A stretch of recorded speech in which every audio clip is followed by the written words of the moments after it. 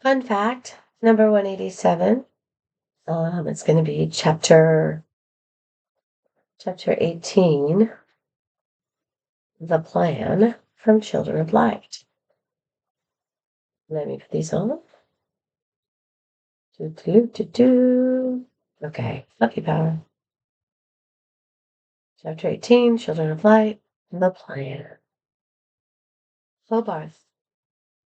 Labner was explaining about the children on Earth and the wars. Can you explain them to me? Sparl asked. Children are as you are, but they are born from the female of the species and grow into adults, Hobarth said. Adults? Sparl questioned. Like me, I am fully grown. I will not change my appearance so much or get any bigger than I am now. Oh, but I am taller than you. How can you be full grown? Sparl asked in amazement. How do you care for your children on Earth?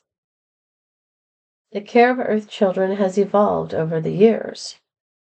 Now, Earth children dictate their own care and growth to a certain degree, Hobarth said, ignoring her comment on his height. The Starian youth and adults do not change in appearance much over time. Wow! Sparl exclaimed. Well, at least when I lived there, and that was the way children were raised, but that was many light years ago. Now perhaps no one exists on Earth at all, said Hobarth sadly. Oh, but they do, Sparl exclaimed.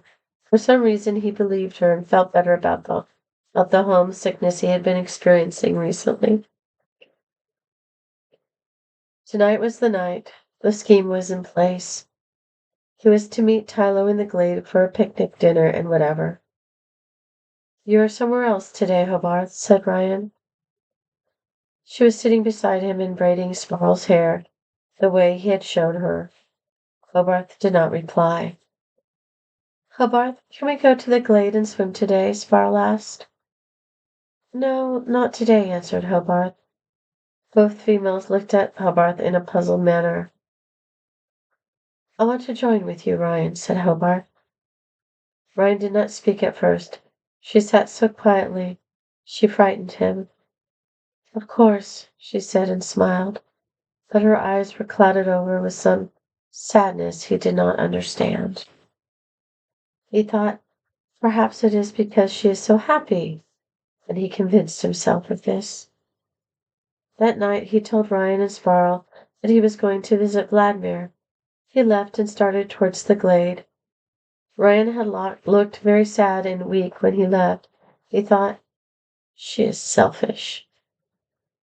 She fakes being ill, so I'll stay with her. His resolve had faded during his walk to the glade. Hobarth changed his mind again. Ryan was the best person that had ever happened along in his life. When he saw Tylo, he would tell her that he could not do what she wished, and then he would return to his Ryan. He met Tylo in the glade. They embraced and lay down on the ground. His hands moved all over her body. She grabbed his hair and pulled hard. Her breasts were so firm. They ripped each other's clothes off. Tylo screamed with delight. He put his member in her. She was hot. She was so hot the sweat was dripping off them both. Tylo scratched his back, and he yelled out. He thought he heard another scream, but decided it was his imagination. The glade, the stars, the whole of Seti swirled in a bittersweet motion of undulating bodies. He felt so high. It had been so long since he had been with a woman. His precious Ryan would not be with him, or at least he thought she would not. They climaxed at the same time. Everything seemed to be on fire. They lay next to each other and talked for a while. If Ryan could only see you now, whispered Tylo in a menacing voice. Who cares what she thinks? I hate her. She's so perfect, so selfish, too overwhelming for a simple guy like me. But as he said it and laughed sarcastically, he regretted his words and felt a deep sense of sadness. Yes, she is very rude, too. She also knew you were mine, but still attempted to steal you from me. We showed her. Our plan has worked. We should rejoice, Tylo said cooingly. We have won. What do you mean? Howarth asked. The queen is dead, said Tylo triumphantly. Now you and I can return to Nagar and expose Tox and create our own universe. Her last words sounded demonic and full of greed. What do you mean by saying she's dead? Howarth asked. He was feeling uncomfortable about the entire situation and wanted to run to Ryan and say, I'm sorry. There was something too familiar about Tylo's tone of voice now, but he did not like the thoughts that her voice was creating in his mind. But he was getting sleepy. She will soon be dead. What does it matter?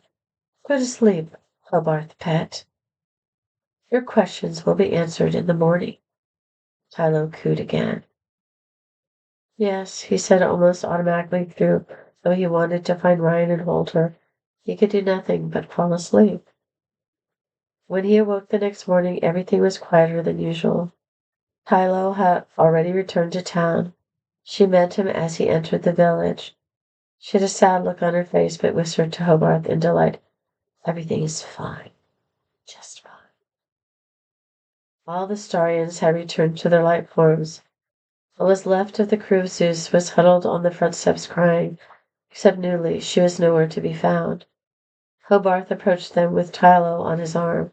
He remembered the dreams of the night before and his restless sleep. Everything was on fire, the whole planet, and there was nothing he could do. Ryan was there. She had said goodbye. Why? Trevor spoke. Ryan is dying. Hobarth looked at Tylo and jumped back from her. What had she known? I must see her at once, Hobarth said. He grew weak. She cannot die, he thought. I can't live without her. She is the one. Tylo was the evil force blocking my mind since the time I landed on the planet. They stumbled up the steps and through the doors into the home place of the Starian leaders. He immediately saw a canopy bed very large with white covers. Ariel stopped him. Go away, she shouted. He was shaking. There must be something I can do, he said pleadingly. You have done enough, shouted Newly, who he now saw kneeling next to the bed, holding Ryan's hand. Ryan lifted herself up and propped herself against the pillow and said, Hobart. She looked fine to him. She didn't look like she was dying. He didn't understand. He walked to her side and took her hand. She smiled. She didn't move. No breath came from her mouth. With her last effort, she said, I love you more than life. Her eyes stayed open, but they were empty of the spark that had filled Hobarth's soul. Ariel screamed. She's dead! The great sound began, and stopped 1,000 voices moaning. He screamed. Then a certain calm overcame Hobarth. As if all his intuitive powers had returned, he said, No, we must not let her die. He stroked her face and brushed back her hair and began kissing her face. He's gone mad, said Newly. Ariel walked up to him and pulled him away from Ryan's body. You are doing this out of guilt or spite. Which? It can't be for love, since she came stumbling back here last night, half dead. She saw us, said Hobarth.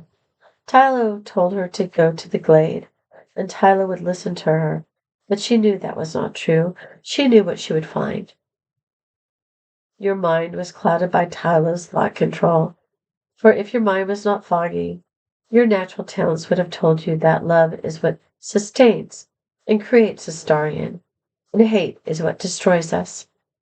Taking your love away from Ryan, replacing it with hate, had negative waste energies and negative waste energies instead of positive waste energies, and the combined hate of Tylo and yourself, that's destroyed Ryan.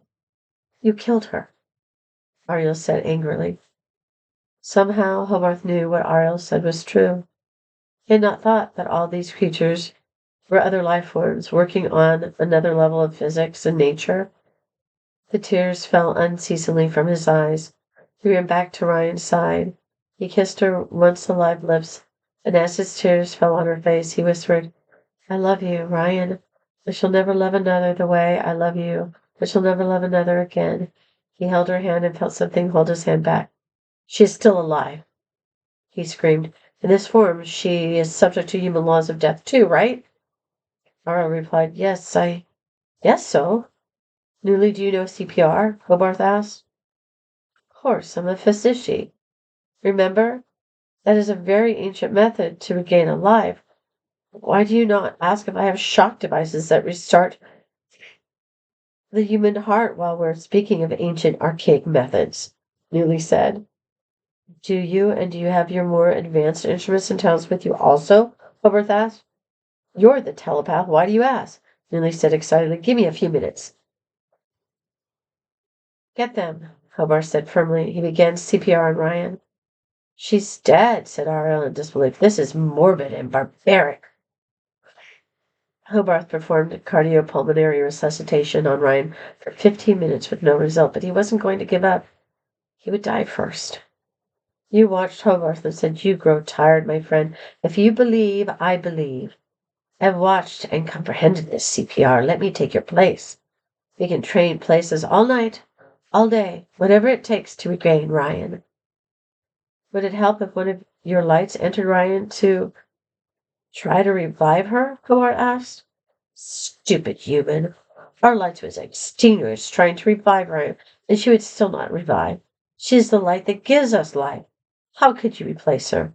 Or any of us revive her? This ancient human method of yours will not work. She is still a Starian underneath that human form, Arya said indignantly.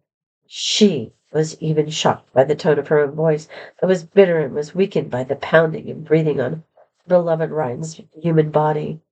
To die in a form not your own, she thought, in a lesser form. Arya had never felt this way before. Her world was crumbling. She would never have judged any creature as a lesser form of life. She had been taught to respect all life. Do you mean all the Starians will die without her? Hobarth asked. Yes, unless we can find a new great light in an emergency comet festival, replied Yu. Hobarth had just noticed that night had fallen into a deeper darkness. The dark days of the planet had started some time ago, but the darkness seemed to increase at certain times. It seemed to him that he had just awakened, and perhaps he had. You took Hobarth's place. We love you, Ryan, you said and began. Newly finally walked through the door. Ladner was with her. He was carrying her physician psyche chips and instruments. Newly had changed her clothes and bathed. She spoke to Hobarth. I am prepared.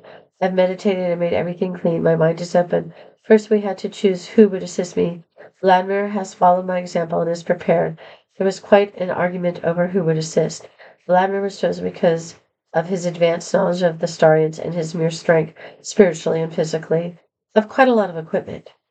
She smiled and walked towards Ryan. He was getting tired and struggled a bit.